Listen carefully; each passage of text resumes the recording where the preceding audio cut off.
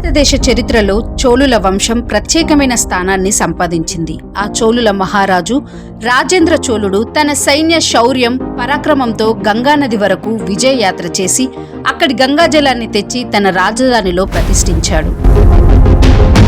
ఈ విజయాన్ని స్మరించుకోవడానికి ఆయన గంగైకొండ చోళపురం అనే పట్టణాన్ని నిర్మించి అక్కడే అద్భుతమైన శివాలయాన్ని కట్టించాడు.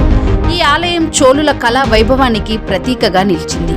గంగైకొండ చోళపురం తమిళనాడులోని తాంజావూరు సమీపంలో ఉంది. ఇది 11వ శతాబ్దానికి చెందిన ప్రసిద్ధ చారిత్రక కట్టడం.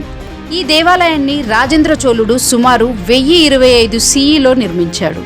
ఆలయం ప్రధానంగా శివుడికి అంకితం చేయబడింది. ఆయనను ఇక్కడ గైన్కొండ చోళేశ్వరుడు అని పిలుస్తారు.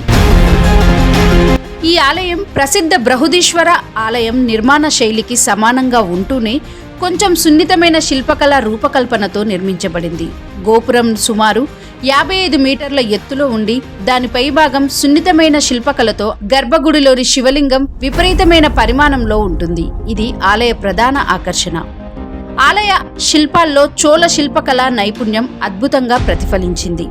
ఇక్కడ గంగాజలాన్ని ప్రతిష్ఠించడం వల్లే ఆలయానికి గంగైకొండ అనే పేరు వచ్చింది. ఈ ఆలయ నిర్మాణం యునెస్కో వరల్డ్ హెరిటేజ్ సైట్లో భాగంగా గుర్తింపు పొందింది. ఆలయం చుట్టూ ఉన్న శిల్పాలు, దేవతా విగ్రహాలు, గోపురాలపై ఉన్న కట్టడాలు ఆ కాలపు కళాత్మకతను చూపిస్తుంది.